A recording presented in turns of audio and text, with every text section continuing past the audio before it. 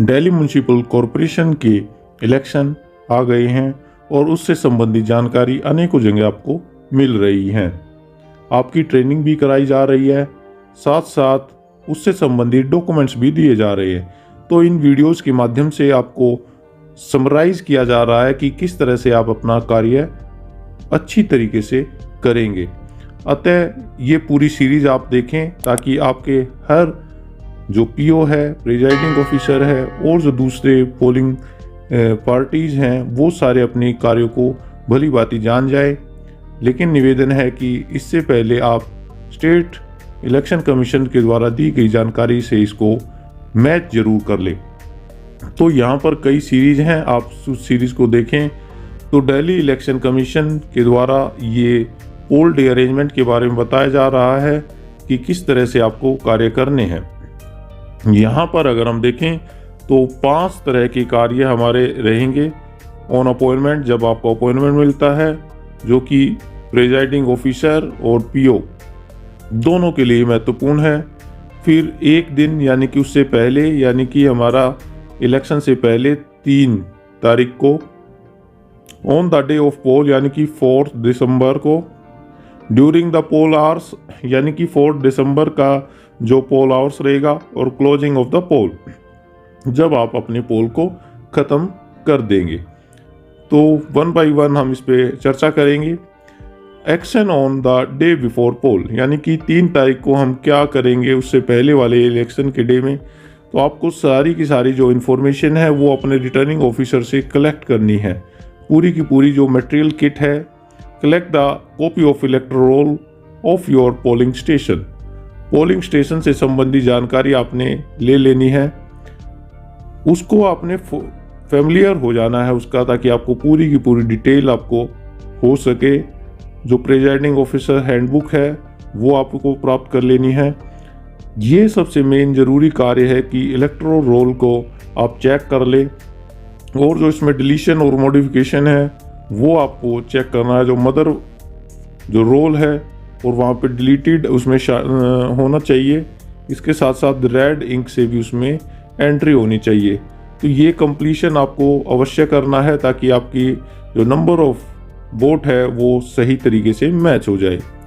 अब important things हैं, आपका जो 4 दिसंबर को ये एग्जाम जो होगा इलेक्शन, पोलिंग स्टार्ट हो जाएगी आपकी 8 बजे से और 5:30 बजे तक ये पोलिंग आपकी रहेगी। तो पोलिंग स्टेशन पे सभी को 5:30 बजे तक पहुंच जाना अत्यंत आवश्यक है। आपको वहीं पर ईवीएम मिलेगी। 6 बजे आपको सेक्टर ऑफिसर ईवीएम देंगे। तो यहाँ पर आपने अपना जो पोलिंग स्टेशन है वो 7 बजे तक आपने पूरी तरीके से तैयार कर लेना है, क्योंकि 7 बजे होगा मॉक पोल, जो कि पूरे के पूरे मतदान का एक महत्वपूर्ण पड़ाव रहता है। यहाँ पर आपके पास मिनिमम अगर 2 पोलिंग एजेंट्स भी आ जाते हैं तो आपको शुरू कर देना है, अदरवाइज 7:15 बजे तक वेट करना है। अगर उस टाइम पर भी कोई नहीं आएगा तो आपको अपनी मॉक पोल को शुरू कर देना है।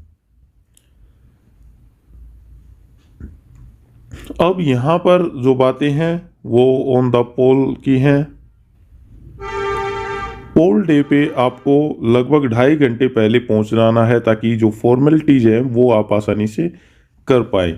तो यहाँ पर हमें पोलिंग स्टेशन को पूरा अच्छी तरीके से सेटअप करना है। उसमें कुछ जो नोटिस हैं वो चिपकाने हैं, लिस्ट के बारे में बताना है, ऑफिसर्स के जो नंबर हैं, पोलिंग एजेंट्स के नंबर हैं, इन सभी के बारे में वहाँ पे मेंशन करना है। तो फॉर्म 7 है जो कि आपके कैंडिडेट्स लड़ रहे हैं उनकी डिटेल, आपका एरिया कौन सा है, नंबर क्या है, मेल फीमेल कितने हैं, सीरियल नंबर कौन सा है, ये सारे के सारे इंस्ट्रक्शन आपने पेस्ट कर देने हैं अपने पोलिंग स्टेशन पर। अब पोलिंग स्टेशन को आपने कैसे करना है, तो इसका एक मॉडल जो लेआउट है कई बार आपको बताया है और उसकी प्रैक्टिस भी कराई गई है। तो इस तरह से करना है ताकि वो आसानी से आपका आ पाए और कोई भी हेजिटेशन वहाँ पे ना हो। तो यहाँ पर अगर हम देखें तो यहाँ से आपका जो कोई भी मतदान करने के लिए आए हैं और यहाँ पे PO 1 हो जाएगा, ये 2, ये 3, यहाँ पे ईवीएम हो जाएगी और ये प्रेजाइडिंग ऑफिसर हो गया। तो यहाँ से वापस से एग्जिट हो जाएगी। तो यहाँ आपको कई चीज़ों को देखना है कि जो प्रेजाइडिंग ऑफिसर को ये सीधा दिखते रहना चाहिए आपके। इसके साथ साथ जो एजेंट्स हैं, एजेंट्स को भी यहाँ पे उनको दिखना चाहिए। तो एजेंट्स यहाँ पर हो सकते हैं आपके, और एजेंट्स इसको सामने से देख सकते हैं। तो इस तरह से ये आसानी से आपका जो सेटअप है वो हो जाएगा। आपको यहाँ पर जो पोलिंग एजेंट्स हैं उनकी आइडेंटिटी को चेक करना है, उनके अपॉइंटमेंट्स को, ऑर्डर को चेक करना है, जो कि फॉर्म 8B में आएगा, जो कि इशूड किए गए होंगे। उनके एजेंट्स लेके आएंगे, और जो कंटेस्टिंग कैंडिडेट्स हैं उन्होंने साइन किए हुए होंगे। तो यहाँ पे अपॉइंटमेंट ऑर्डर देखना है कि आपके ही वार्ड का है या कहीं दूसरे का ना हो। पोलिंग एजेंट्स को आपको दिखाना है उनको, और सारी डिटेल्स लेकर के उन्हें सेट कर लेना है। अब पीओ को जो हमारे आएंगे कि किस तरह से जब सेक्टर ऑफिसर उनको देंगे तो वो अपनी ईवीएम को चेक करेंगे। तो क्रॉस चेक करना है यहाँ पे आईडी को, कंट्रोल यूनिट्स, बैलेट्स यूनिट्स को, सभी को आपने चेक करना है। और आपका जो पीएस है, पोलिंग स्टेशन है, उससे वो मैच होना चाहिए। सारी की सारी सील उस पर होनी चाहिए। और कंट्रोल यूनिट, आरओ की यूनिट वगैरह सारी की सारी आपकी कंट्रोल है। अब पोलिंग पार्टी को वो सील्स जो है वो ओपन नहीं करनी है। कई बार गलती से वो टूट जाती हैं, तो ये काफ़ी गलत हो जाता है। तो सील को आपने कहीं पे भी ब्रेक नहीं करना है। कुछ बातें हमें वोटिंग कंपार्टमेंट को सेट करते हुए देखनी है कि voting compartment near to the window होना चाहिए, विजिबल होना चाहिए। कोई भी बाहर जो आदमी आएगा उसको वो वोटिंग कंपार्टमेंट नहीं दिखना चाहिए। आपने अपनी जो सीक्रेसी ऑफ वोटिंग है वो आपने ध्यान रखनी है कि वो ना हो, और लाइट आपकी पूरी तरीके से हो, बैलेट यूनिट साफ साफ दिखाई दे, और कंपार्टमेंट में आसानी से एंट्री और एग्जिट का रास्ता हो। केबल है वो हिडन भी ना हो, और इस तरह से भी ना हो कि वो उससे कोई गिरने का खतरा हो। थर्ड, पोलिंग ऑफिसर के पास जो कंट्रोल यूनिट होगी, और सारे कनेक्टर को प्रॉपर अलाइनमेंट के साथ लगाया जाना चाहिए। यहाँ पर हम बात करें तो बैलेट यूनिट और कंट्रोल यूनिट को अच्छी तरीके से चेक करना है कि वो आपके ही वार्ड की हैं, और उसके कैरिंग केस को ध्यान रखना है। यहाँ पर आपके जो मास्क, उनका अनमास्क होना चाहिए, जो कि आपके बटन्स हैं नोटा के साथ साथ, और जो कैंडिडेट्स के हैं वो अनमास्क होना चाहिए। उसके साथ साथ जो खाली रह गए हैं वहाँ पे वाइट तरीके से इस तरह से कंट्रोल होना चाहिए ताकि उस पर बटन ना दबे। तो ये ध्यान रखना है। जो स्लाइड बटन है वो भी अप्रोप्रिएट पोजीशन पे हो, और कैरिंग केस पर भी उसको कंट्रोल यूनिट का नंबर आपका होना चाहिए। तो ये विशेष बातें ध्यान रखनी है। अब preparation for EVM by presiding officer, ये सबसे अहम चीज़ें हैं जो कि प्रिपरेशन करनी है। तो यहाँ पर हमें सबसे पहले देखना है कि बैलेट यूनिट और कंट्रोल यूनिट उनके जो कैरिंग केस है वहाँ से उनको निकाल लें, वोटिंग कंपार्टमेंट में उसको रख लें, क्योंकि मॉक पोल और एक्चुअल पोल वहीं पे होने हैं। अब जो बैलेट यूनिट है उसको कंट्रोल यूनिट से अटैच कर दें, टेबल 3 पे जो रहेगा।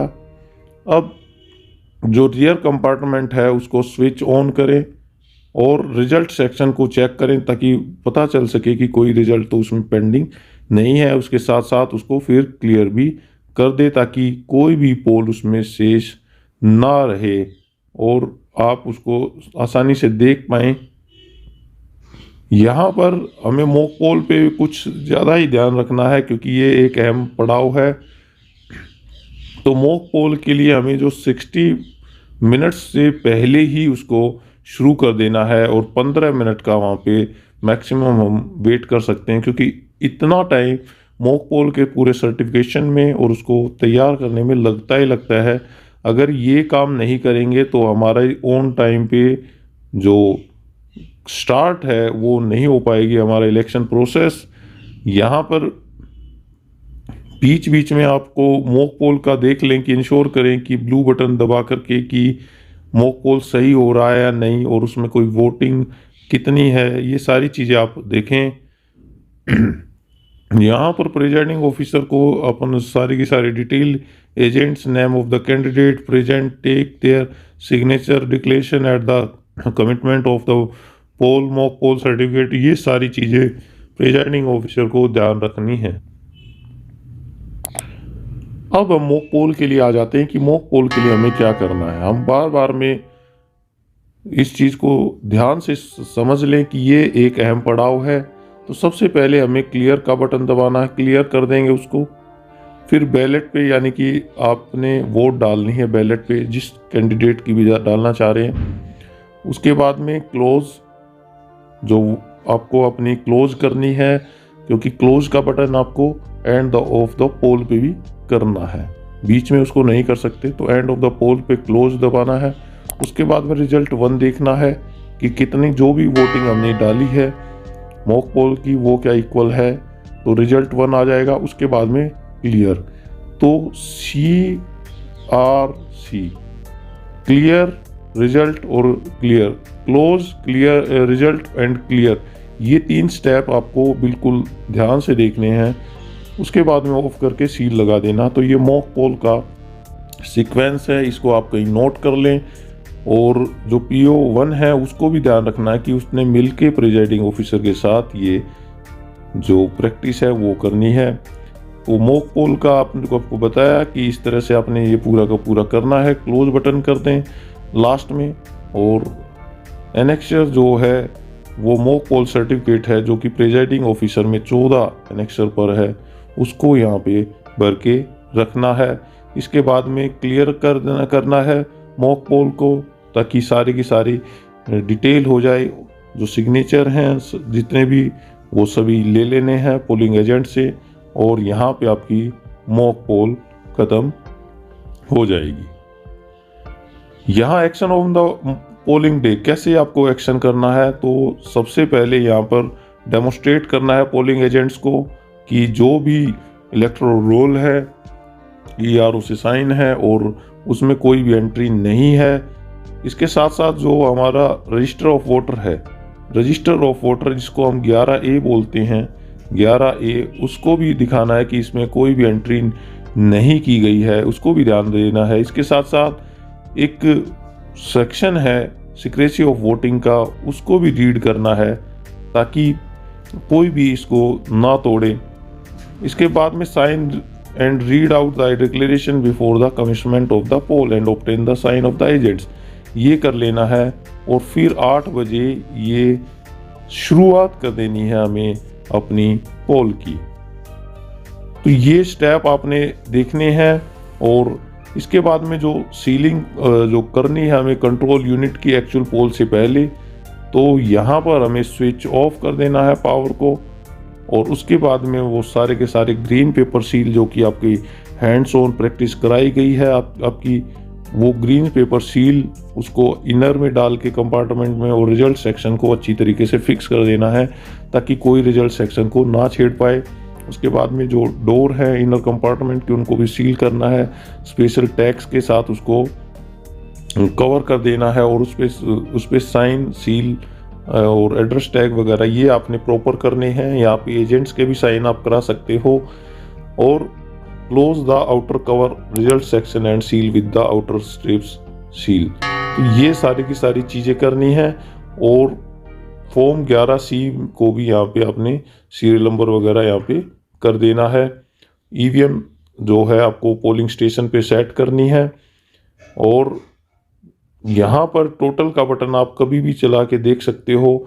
और जब स्टार्ट करेंगे तो उससे पहले भी एक बार टोटल का बटन आप एक बार ऑन करके देख लें, ताकि कोई भी आपकी शक ना रहे कि आपकी जो वोटिंग है वो बिल्कुल 0 से शुरू हो रही है। बार बार में टोटल अनयूजुअल ना करें, उससे बैटरी ख़राब हो सकती है आपकी जल्द से जल्द।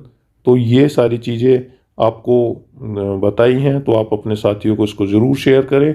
साथ ही इलेक्शन कमीशन के द्वारा दी गई जो ट्रेनिंग है उनसे ज़रूर इसको मैच करें, ताकि जो फाइनल डिसीजन है वो इलेक्शन कमीशन के द्वारा दी गई ही जानकारी से मैच हो जाए।